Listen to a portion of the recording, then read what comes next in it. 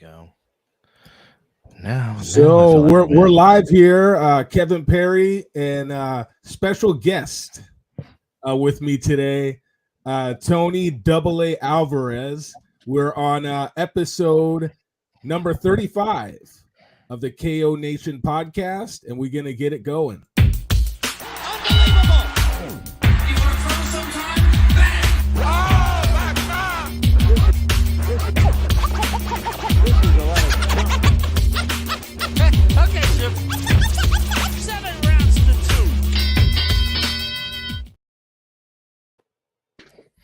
So awesome! It's great to have you on the show. Little bit of a different change, having some a different guest host on this time. So just a little bit of introduction. You can introduce our people out there in the boxing world to yourself, and what actually what got you interested in boxing? Well, first off, KP, thank you for the invite. Always a privilege to talk the sweet science with a fan of the sweet science.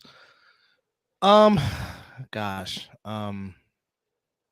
Well, I would say it would have been my favorite fight of all time, but I was only 2 years old when Hagler and Hearns fought in 1985. So I will say the fight that made me a boxing fan was 89's fight between Roberto Duran and Iran Barkley.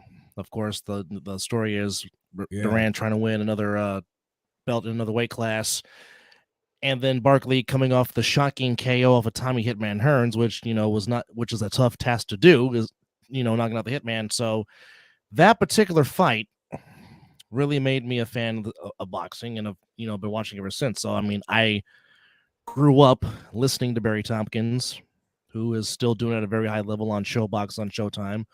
Of course, loved Jim Lampley for the many years he did on ABC and HBO, obviously. And just to let me interject there, just to say a little bit about you. I met Tony Double-A Alvarez. We work on a crew together, and we live stream high school sports. This guy is a great play-by-play announcer. I do my best to be do camera and also analyst for high school sports in the state of Nevada. And we've done football, we've done basketball, we've even done volleyball. Baseball season is coming up. I'm looking forward to that. We've done some great basketball tournaments. We've covered some excellent games. We've covered some blowouts. I just wanted to just give you an introduction, just to let people know out there, you're an excellent play-by-play speaker. Excited to have you on the show. Continue. Well, again, like I said, I appreciate the invite, but had it not been for you, Anthony, to give me the platform to do what I've wanted to do since I was 5 years old, and like I tell people, it never wavered. I never wandered from it. It never was, okay, do I still want to do it? I've always wanted to do it, and obviously, thanks to you guys, I'm, getting the platform to, make myself known, get myself out there, and of course, do the best to improve and harness my craft. But again, I just appreciate the invite and looking forward to talking the sweet science with you, good sir. And before we get to the sweet science, any other favorite sports that you have besides boxing that you just kind of want to touch on real quickly? Let people out there know your other interests besides the sport. Well, my passion first and foremost will always be baseball, because that was the sport that my late grandfather introduced me to and that I played for so many years. Even though the first team I fell in love with was the 49ers, oddly enough, but it was football. But baseball has always been near and dear to me. But I mean, the major three: baseball, football, basketball. I do dabble in hockey, but playoff hockey is very, very exciting and just, fun to watch. But mainly, I guess you can say the big four in North America per se is the ones I pay attention to the most. And normally track and field when it gets close to the Summer Olympics, because, always try to see who's going to be the fastest man and the fastest woman in the world. Nice. Yeah, I'm not a big baseball guy, but I'm a basketball guy. But I'm gonna ask you a question about basketball at the very end of the show. Okay. want to get right into it. Big fights coming up. Pay-per-view. Actually, before we even get to the fights themselves, because obviously we're going to talk about a couple of fights that are on pay-per-view. What are your thoughts on pay-per-view? Has it hurt the sport a lot? I mean, are you buying these pay-per-views? I mean, I love the sport of boxing, but I'll be honest with you, I'm not one of those that's buying them anymore. What about you? Here's I mean, the last pay-per-view boxing event I bought was the first time Timothy Bradley fought Manny Pacquiao, which obviously Bradley got the decision, but anybody that watched the fight knew that Pacquiao should have won the fight. Yeah. Okay, that is the last time I will ever buy a pay-per-view fight. Now, so you didn't buy or maybe I bought Mayweather versus Pacquiao, but I was at myself. I was at a friend's house. I was invited to a friend's house to watch that because like I said, the bitter taste of how the judges got it wrong in giving Bradley the decision made me disdain of wanting to buy pay-per-view fights. Now, if it's on Fox, FS1, regular Showtime, CBS, ESPN, I will watch it wholeheartedly and enjoy myself. Like when Keith Thurman fought Sean Porter on CBS, which was excellent. That was a tremendous fight, back and forth. Yeah, and it was free. And it was on free TV. Yeah. And something that I give Al Heyman credit, he was trying to bring that thing back like they had it back in the 70s, when of course ABC's Wall World of Sports with Howard Cosell would air big time fights all the time on regular national television. I mean, I commend him for his effort, but I think the issue with what he was doing was he was paying for time buys, and you cannot sustain having sports on free television without sponsors. And I think that's the biggest problem that is true that's happened to boxing is anytime they're building up a fighter nowadays to a decent level where they're starting to get some notoriety, they stick them on pay-per-view, which obviously it's a revenue generator, but it's not a growth generator for the sport of boxing, because essentially you're going to have less eyes on the product. And I think that's really hurt the sport. I agree with that. In a lot of ways, because for example, that's why you kind of have, and I don't want to get too far into this, but since we're discussing it, that's why you see some of these YouTube personalities now doing boxing, and they're getting attention. But the reason why they're getting attention is because they have huge platforms. People are seeing them. A lot of these boxers. So, for example, if you don't have Showtime, a lot of the boxing you're not going to get to see. So you got to pay for Showtime. Then if you want to see a lot of other boxing, you got to have DAZN. That's another $20 or so a month. Yeah, if you want to watch other boxing, you got to have another platform. It's ESPN Plus that you got to pay $9.99 a month. So there's all these different factions that are involved in boxing that you got to pay for, but yet the product isn't necessarily living up to it. It's not giving you the value for what you're paying for the most part. There is some good fights, but obviously that's going to have an effect on growing the fan base. And I think that's the biggest thing in the sport of boxing that is for lack of a better term, plaguing the future growth of the sport of boxing. Would you agree with that, or would you disagree? I agree full. I agree full throttle. I'll throw it to you like this. Before Mike Tyson got his big shot, before he became the youngest heavyweight champion of the world, a lot of his fights were on ABC's Wall World of Sports. So Tyson got a lot of exposure being on ABC, being on national TV, and then when he finally fought Trevor Burbank in '86 to win his first portion of the world title, then he was on, at that time, closed circuit, because pay-per-view wasn't a thing. Then it was all, closed circuit, not exactly pay-per-view. But, the build-up, watching him on free TV, and then now you put him on, at that time, closed circuit. But it's like he had a following. It's like, okay, you saw his steps from when he started, going gradually, margining, going up, and then he gets a shot at the world title. And then when he finally fought for the world title, then it was on closed circuit. And like you just said, there's so many different outlets. Like this fighter is, with Golden Boy. Yeah, This guy is with Top Rank and Bob it can Arum. it This can guy's be with Al Heyman it can and be PBC. extremely confusing. To say the least. Got to put my phone on vibrate real quick. But yeah. So that being said, I mean that's a topic we could talk about for like an hour or so. Oh, no question. But but we're gonna move on because really what this show is about, and just to kind of go over here, I haven't done a show in about probably 4 months, so I'm on a big hiatus. So there's a lot of stuff that I haven't been able to talk about, and there's some fights coming up that I think we should talk about.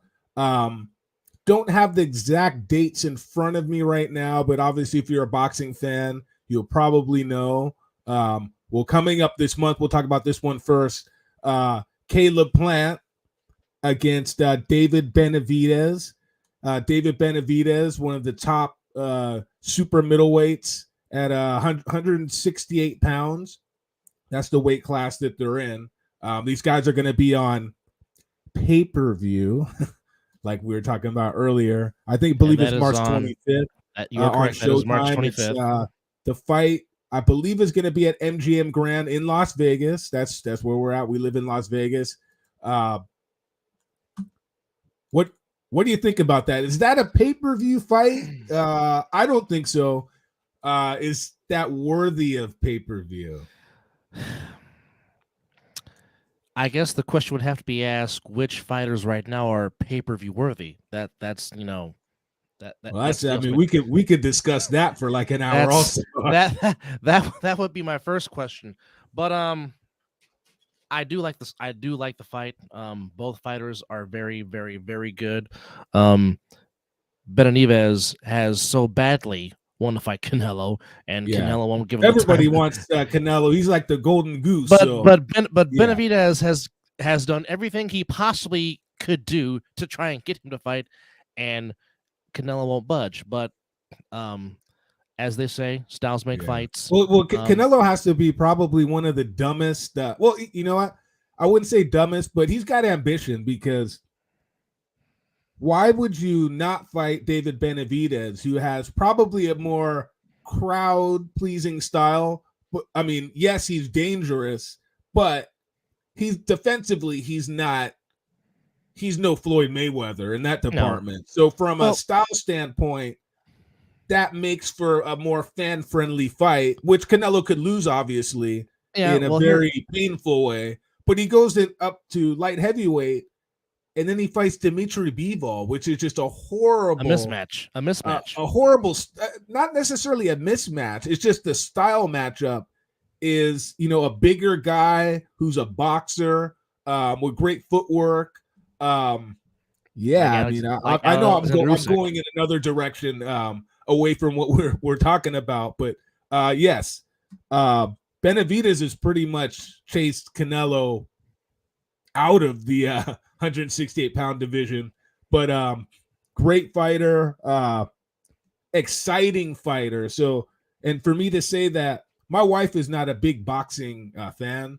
I mean, I rarely will ever watch boxing with my wife. If I'm watching boxing, I'm watching it by myself or with some friends or whatnot. But the only fighter I can think of that she actually likes to watch, if he's on, is David Benavidez. So that says a lot about the appeal to the style of fighting he has. He's very ambitious. He throws a lot of punches. He's got power. And he's got a chin. He seems like he's the complete package.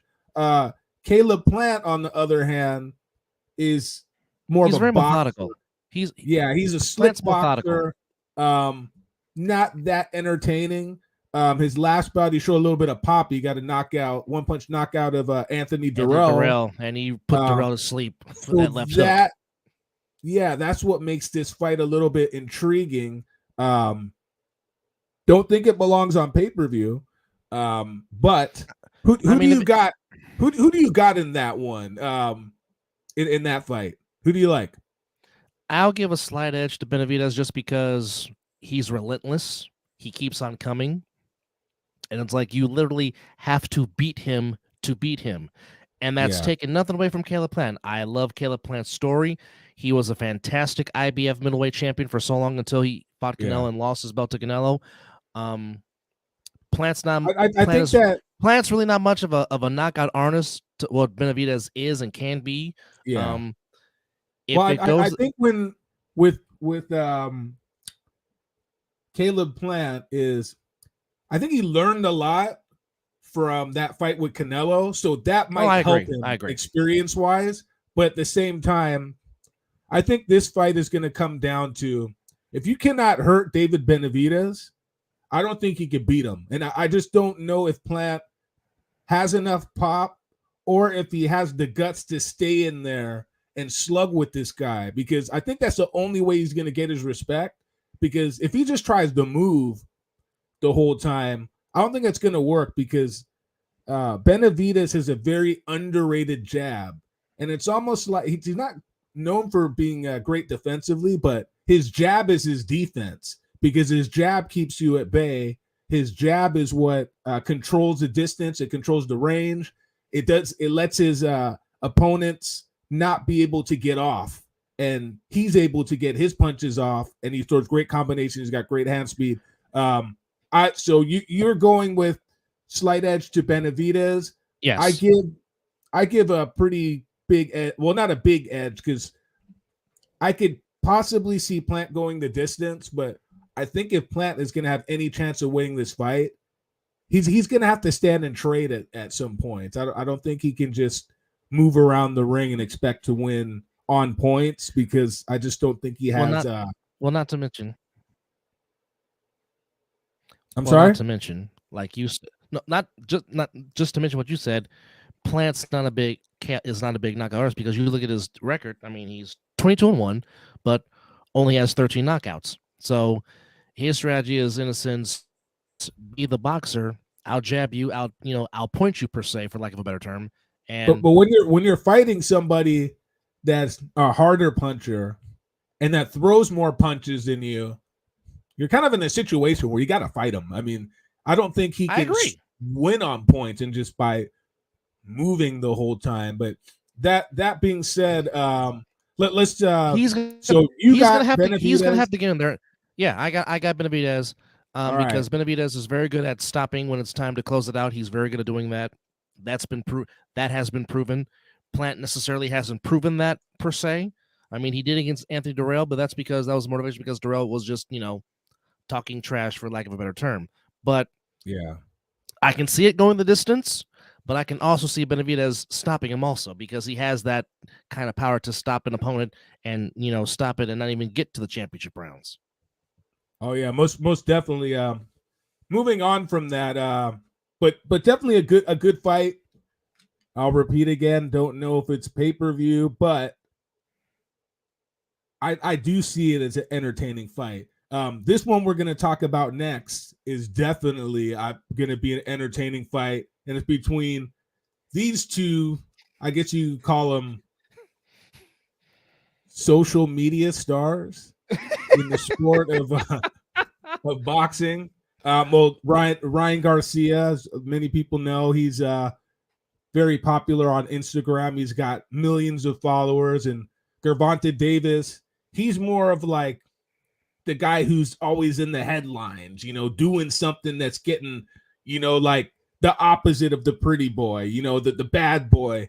But he's a knockout puncher. He's got, I think, 28 wins with 26 knockouts. He's knocking everybody out. Not fighting everybody, the best fighters, but he's knocking the guys out that are in front of him. Ryan Garcia, I believe he's, 25 or 24-0 with like 21 or so knockouts. And he hasn't really fought anybody either. So, pay-per-view again. April, I believe it's mid-April or late April. I think they pushed it to late April. April the 22nd. The original date was supposed to be tax day, April 15th. But it got changed to the 22nd. They're still deciding on the site. Possibly it might be at Allegiant Stadium. I don't know if Tank has the gate to It necessarily is get going to be fans. it's going to be at T-Mobile. Oh, is that T-Mobile? That's It final. was announced already.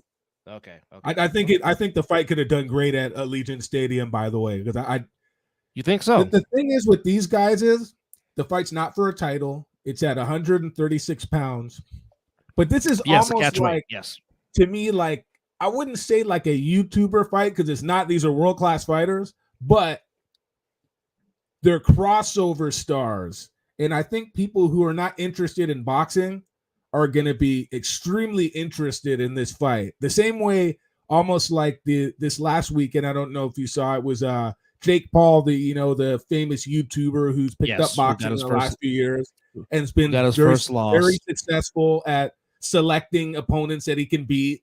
He finally lost to a novice pro boxer, Tommy Fury, who's related. He's the half brother of world heavyweight champion Tyson Fury. That was gonna be my next question. Were they related in some way, shape, or form? But that just answered my question. All right. Yeah. So this fight kind of has that crossover appeal, and I think it's going to do great pay-per-view numbers. I think it's going to do excellent at the gate. I'm interested to see what those ticket prices are. You know how Vegas is with live sporting events. I mean, they jack up the price of those tickets. That is one event I would love to try to go to, since it is going to be here in town in the city that we live. Because that's one thing on my list that I do want to experience live is a world-class boxing event. Obviously, I was going to say that if ever Earl Spence and Bud can ever, get their stuff together and come to a deal, but that seems not happening anytime soon. So the fact that Tank and Garcia are going to fight, if it's affordable, I will pay myself for a ticket to go, but just to go in there, just to say I was there. It's not going to be affordable. But anyway, it still won't stop me from checking the ticket prices. That's for sure. Yeah, no, I get it. Prediction. Who do you like here? Or is it too early to kind of make a prediction? Well, here's the thing. Tank's KO ratio is ridiculous. He is 28-0. 26 of those have come by way of knockout. So Tank is a finisher. When he figures you out, he's very. But he's short. He's kind of short. I mean, Garcia's got a big height and reach advantage. Is that going to be something that comes into play, or you think Tank is going to be able to overcome? It should. It should, because advantage? The times that you and I have done basketball games and we've seen a team that is obviously huge in size, and they don't use that to advantage, and we always keep asking the question, why are you not using your advantage?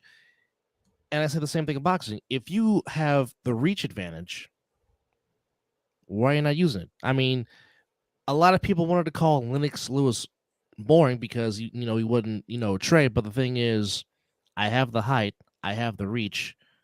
I'll just jab you to death, make you frustrated, and make you frustrated enough to where you do something dumb, and then here comes my big right hand, and that's you go to sleep. If you have an advantage, use it. Don't. Good night, Sally. This isn't barroom boxing. It's not bar fighting. It's boxing, and I think that's what some people they don't realize is. I mean, don't get me wrong. You've heard this millions of times. Every now and then, the sport's about hitting and not getting hit, and but it's called the sweet science for a reason. I'm going to tell you my prediction real quick. Or actually, did you make your prediction yet? No, I did not. No, continue. But again, I mean, Garcia is, if I can just pull up his record again, he's where is it at? Okay, so Ryan Garcia, he is 23-0 with 19 KOs. So they're both very good at finishing their opponents. So, as Michael Buffer always says, somebody's O has got to go. But because Tank has fought on pay-per-views, and I don't think the hype necessarily gets to him, I can see it going. I can see it being a split decision. I can see either guy knocking each other out, but until you prove you can beat him, I'm still going to ride with Tank Davis because I enjoy watching Tank fight. I just do. Like I was very high on him when I first saw him fight, and I said, "Ooh, this young man from Baltimore, Maryland, is talented, and he has unique angles of how he can, knock you out, and he has shown that on more than one occasion. Like you sit there and you watch the replays, and you're like, how did he knock him out from that angle, and how did he get him so effectively? You're like, how did it happen? And there's not many fighters that have that. That's just an intangible that you can't teach.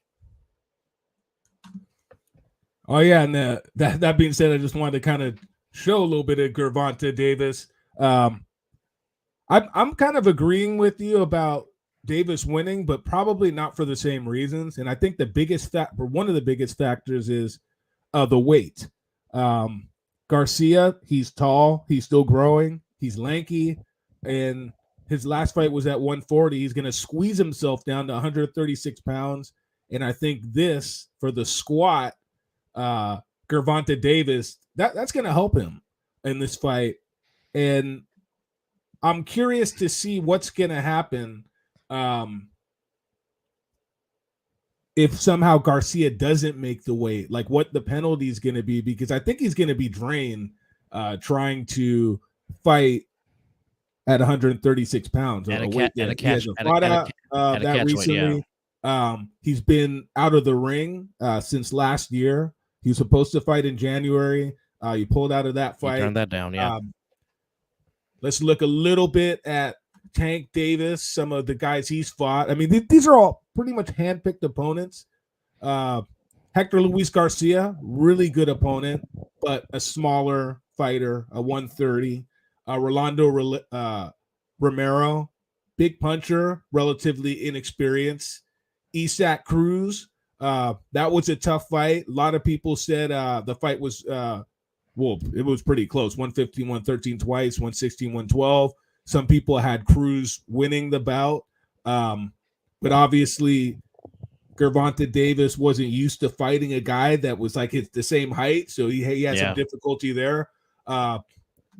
Mario Barrios, 26-0. That fight was at 140. That's the fight really that you got to look at, because Mario Barrios was tall. He's lanky. He had some pop. He gave Gervonta Davis some problems until Davis was able to catch him in the 8th round and then knocked him out in the 11th round. But yeah, I think the height and the reach of Garcia is definitely gonna it's gonna give him some problems early. But I just think the lack of experience from Garcia, it's gonna hurt him a lot, and the lack of activity. I mean, he hasn't had a whole lot of fights in the last couple of years, and doesn't seem like boxing is his first priority. It's more, I don't know, social media, or I don't know, whatever the kids are into nowadays with their spare time, but doesn't seem to be like 100% devoted to boxing the way that Gervonta Davis is. But Davis has had some legal troubles. Correct. We'll see how that affects him, but he already went to court. He's supposed to be getting sentenced in May. So that's after the fight. So that shouldn't really affect him a whole lot. But moving on from that, you're picking Davis. I'm picking Davis. And I think just based on everything we talked about, I think that's you got to go with him. Moving on from that, just to ask you a couple questions before we get out of here. Who's your favorite upcoming fighter in the sport of boxing? Somebody who's kind of I wouldn't say a newcomer, but somebody that's going to be around for a while that you really like. Well, the two off top that comes to mind for me are Shakur Stevenson and Devin Haney. I love watching those two young men fight. I'm ecstatic to see Devin Haney. You like watching Devin Haney fight? I do. I'm anxious to see how he's going to be against Vasily Lomachenko, since they are going to fight at MSG in New York.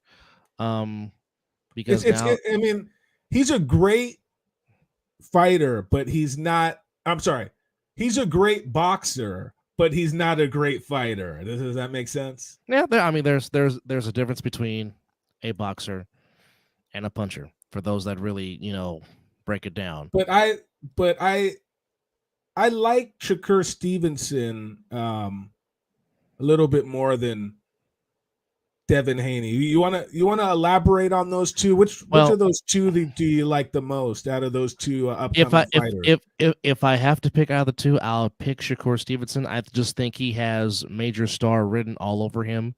He's impressionable. He's definitely not afraid of the moment. So I mean, if anybody can, I guess, carry the mantle per se, I definitely think it can be Shakur Stevenson, considering that he's one of the last few.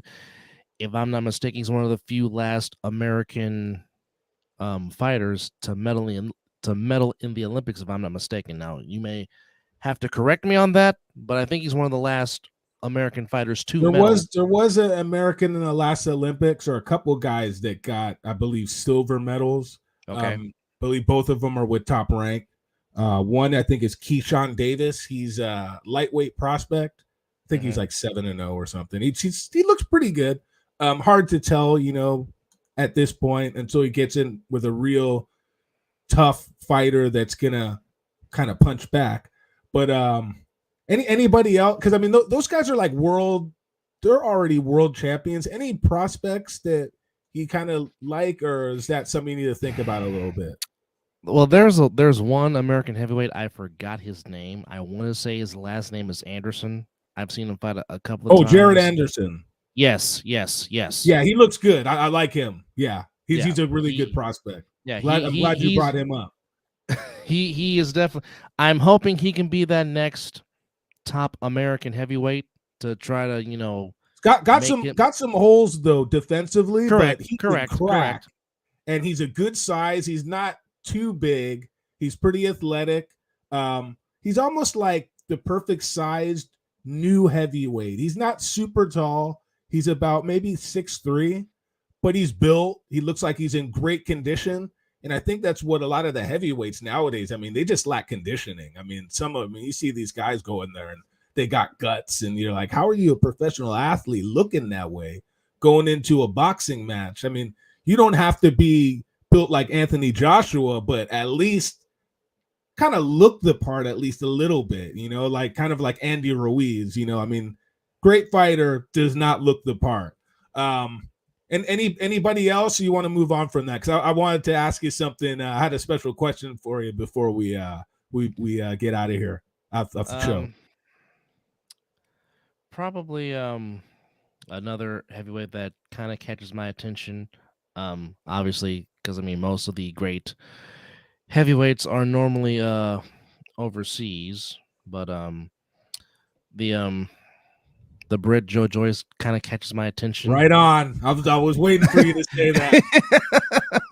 He's 35 years old. Is he? I know. Being a prospect, or I don't know about a prospect, but definitely he is intriguing as heck because you normally don't kind of blossom. Him and Tyson Fury, sign me up for him and Tyson Fury. You really want to see that? Yes, definitely. I want to. I mean, Joe Joyce. Fantastic chin, great engine, not great defense, not great speed, but he could be a handful for anybody. I wouldn't favor anybody that much over him. I mean, he's got a shot to beat any of the top heavyweights because he's like the Terminator in there. I mean, he just keeps coming forward. Nothing flashy about him, but just durable. He speaks of durability all the way. Well, look at it this way. He gave his fellow Brit, Daniel Dubois, his first loss and knocked him out. Yes. So, there you go. Basically won the fight with just basically using a jab the whole time, and that's how he won the bout. Stuck to the basics. So one more thing I wanted to ask you before we get out of here. Pretty cool question. Thought of right before I got on the show. Since we're winding down the NBA season, who wins the NBA title this year. Who do you like? Okay. Putting my homerism aside, because I am obviously I'm a diehard Golden State Warriors fan. If they don't repeat, I really think if it's not the Warriors, I really think a champion is coming out of the Eastern Conference, probably out of between Milwaukee and Boston. Only problem with the Celtics is the Warriors are still psychologically in their head, and until they get over that mantle, Boston might falter in the playoffs. But I will say my sneaky dark horse, you can never sleep on the Miami Heat because they're well coached, and plus they were one Jimmy Butler shot away from playing the Warriors in the finals. I think the East has the better teams per se because the Western Conference has been a dogfight. Memphis, as much as I love watching them to play, they talk too much, and certainly you cannot do that if you're trying to get over that next step. If not now, win for the Denver Nuggets because it seems like they have all the pieces there, but again, they're still unproven. Yeah, I don't think they seem like a team that's going to fall apart in the second round of the playoffs. And that's the thing. Like I said, their basic kind of style. There's nothing explosive about them. I mean, I just don't think they have that. And plus, Denver Nuggets, they just always seem to be having a lot of problems with injuries all the time. And I just kind of see that showing up in the postseason. One or a guy or another is always hurt. Besides, I mean, Jokic is brilliant, but the other Joker guys is squad, they're just the not Joker is consistent. phenomenal. And I think the Joker is going to win his third straight MVP because he's just a walk. Him and Luka Doncic are literally walking triple doubles every night. They literally can put up 30, 10, and 10 every night if they choose to, if they want to. That's just how talented they are. The Clippers but I'll be honest with you. I don't think they should give him the MVP. Okay, if they don't give it to Jokic, who should they give it to? If I was gonna give it to somebody, I'd give it to Joel Embiid, just because these last couple years. I mean, can't give it to the same guy every time. One guy's been. I mean, just because one guy gets, I don't know, 9 or 10 assists a game, but mind you, Joel Embiid, anytime he's in there, I mean, they're going hard at him nonstop. I mean, he's got to carry a whole team on his shoulders. And well, I'll tell you like this: my brother from another. Also, but I'm just saying, the last couple of years, the MVP race has been so close, and this year, Embiid is still having a phenomenal season. You almost just want to give it to him out of charity instead of just you can argue. You can literally argue. And my brother from another who co-hosts the show that I do called the Mizzle and Dub Show that you can catch on YouTube. He's a Sixer fan. He will wholeheartedly agree with you that the last 2 years easily Embiid could have been a back-to-back MVP. More so this year than years past. I mean, yes, he still shoots three, but more so, if you've noticed, Embiid has done more work in the low post as he should have because Embiid has some of the best footwork for a big man, which helps when you learn from the great Hakeem Olajuwon, obviously Hall of Famer. No need to go down his accolades, but I mean, the low post has become such a lost art in today's game because and I'll be honest with you. You could make an argument to give it to Giannis this year because their team is doing phenomenal. And it's kind of getting overlooked because it was almost like halfway through the season, all these sports writers, they're always kind of on their high horse talking about, he's got the MVP race, Jokic's got the MVP race wrapped up. And I think there's too much of an emphasis on statistics. And I was kind of looking something up the other day about assists in basketball. And I remember there was a quote that Oscar Robertson made about, when he had he averaged a triple-double in a season. But I think back then it was more difficult to get assists. Now it's like you pass the ball to a guy and the guy dribbles 3 times and he gets an assist. So it's like there's an assist is a subjective type of how would you say, statistic. Rebounding is definitive. Somebody grabs the ball off of a missed shot, that's a rebound. Assist is something that is a lot more, there's margin of error when it comes to assists. So I think that is a stat that is kind of little overhyped, in my opinion. Well, look at it this way. In hockey, 3 people can assist on a goal. I mean, Yes. you make 3 passes, and then the 4th shooter puts in the net. Those 2 that previously passed it, they will get credit for an assist, and you see that all the time. Yeah. So yeah, that assist can be in basketball. The assist can be. I guess my reasoning for bringing that up is because he's possibly, or right now he's averaging about a triple-double a game. It's almost like they feel like he's a lock because statistically, they're looking specifically at statistics to validate their decision making, and I don't believe that statistics should validate whether somebody is the most valuable player. I mean, who's more valuable to their team? Is that the determination? So is that how you look at it? Is Jokic more valuable to his team than Embiid is to his team? Is that how you come to the conclusion? I don't know. I'm just trying to figure out how these sports writers come to their conclusion who the most valuable player is. I know I'm going into a whole nother tangent to ask you a question about who wins the NBA title, and we got no, but it's a good question, because some people will look at it like this, and sometimes I even look at it like this. Like there's the MVP, and then here's the offensive player of the year per se. Okay. Like if you're basing it off stats, then by all means, Jokic should be the offensive player of the year. Yeah. But if we're talking about most valuable player, and again, not to sound like a homer, but for instance, the Warriors right now, not playing with Steph Curry. Now Steph Curry is supposed to be back this upcoming next road trip for the Warriors. But now, when he got hurt, the Warriors were seemingly stuck in the play-in tournament. Now coming into tonight's game against the Clippers, right now the Warriors are in that top 60, which of course, for those that don't know, the first 6 seeding in the playoff format, you don't get to play in the playing game. The playing game is 7 through 10. So with the Warriors not having Curry, they're currently the 5 seed, and if the season was to end today, their first round matchup will be against the Suns, because the Suns are currently the 4th seed. So what you're saying is, if he was there, they'd be a higher seed. I'm not what I'm saying is because he's not there, and given the record of the team when he's not there, just shows you how valuable he is when he plays.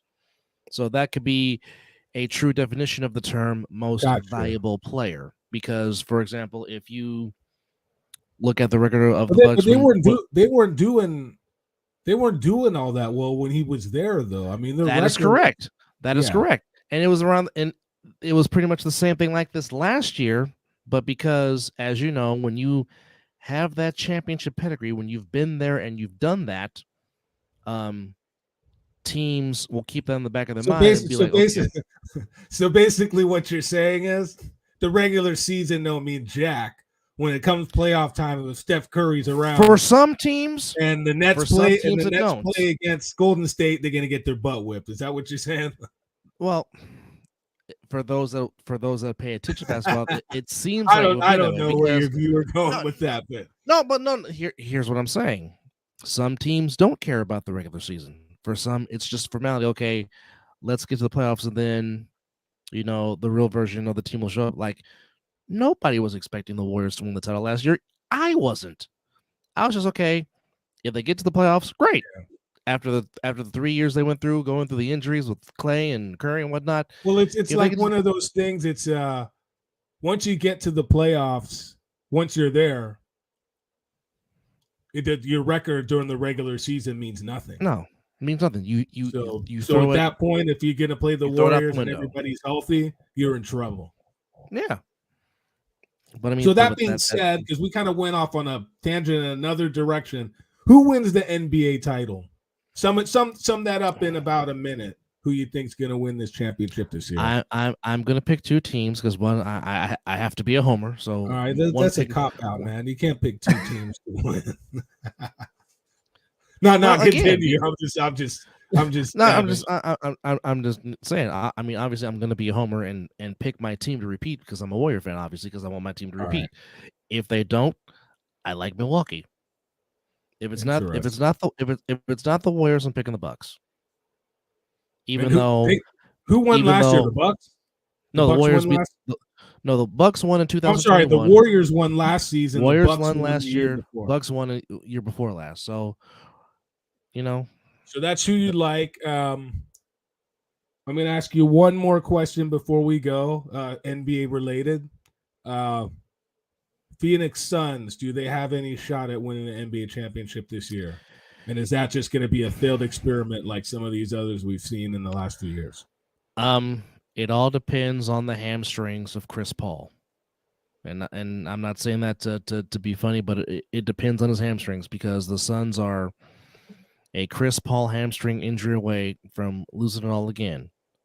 Because they were the 1 seed last year, had a fantastic season, and then Dallas just went into their house in Game 7 and just only the Mavericks showed up to play. It looked like a scrimmage. Yes, adding Kevin Durant is a tremendous help.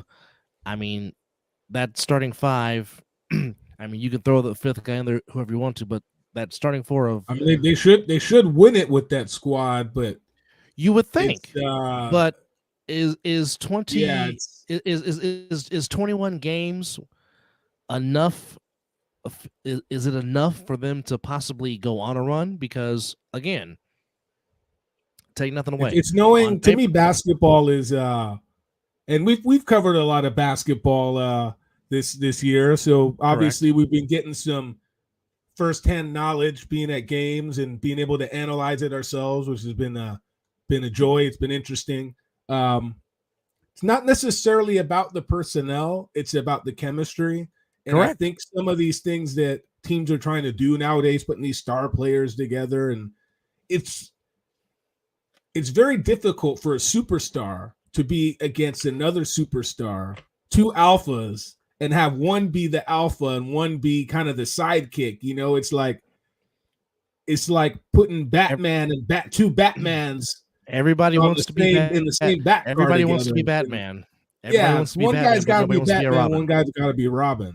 One has to be Robin. Yeah, and nobody wants to be Robin. At least in the NBA, it's not like football where it's kind of a more structured team game. Basketball can be a one-man show. Sometimes it's better to have a one-man show with a bunch of role players around them than two stars who got to fight for how for lack of a better term, the person who has the ball all the time. Am I saying the right? There's probably a better way to say it. It's like being. It's hard to have two ball dominant players Correct. On the same squad. Well, because I mean, there's only one ball to go around. So Sun's not looking good to you. No, I think they can make a run, but like I said, it all depends on the health of Chris Paul. Yeah. Chris Paul is the engine.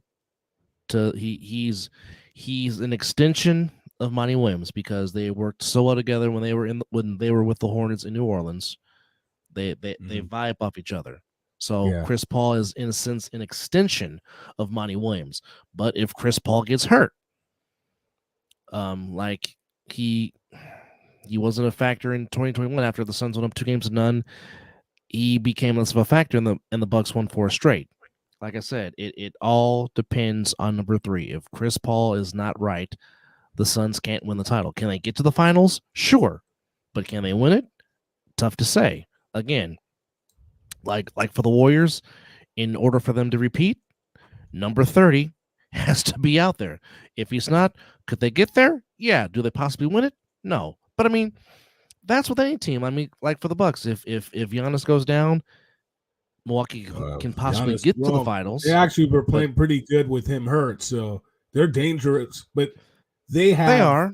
the mentality of the team is really important. Like we were saying, you got to have a Batman and a Robin, or or at least everybody else knows what their role is instead of trying to step on each other's toes.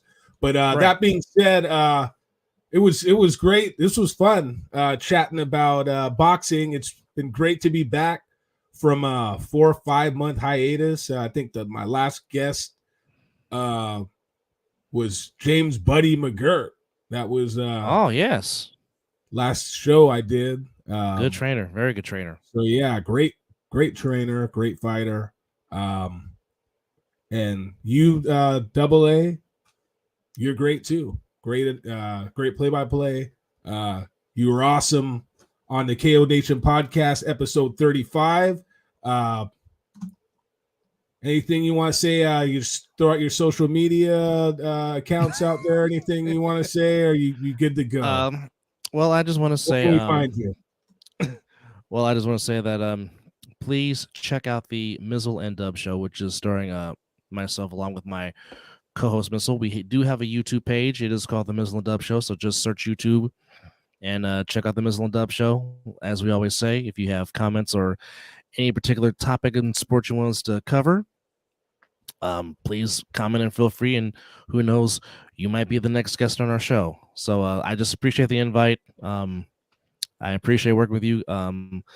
What people don't understand, what KP does when we do these high school broadcasts, is he's literally has a headset on his head and literally is holding the camera, doing both, and doing a switcherboard. He is a tremendous, talented individual, and I think he should be getting some more praise on his show because he does a fantastic. He makes me look good with the stuff that he does on these broadcasts that we do for high school sports. So I just want to give KP his flowers on his show because the man is a very tremendous, talented individual. And I'm fortunate and just very thankful to be working with him. So kudos to you, my good sir. I appreciate it, man. And yeah, thanks so much for blessing my show.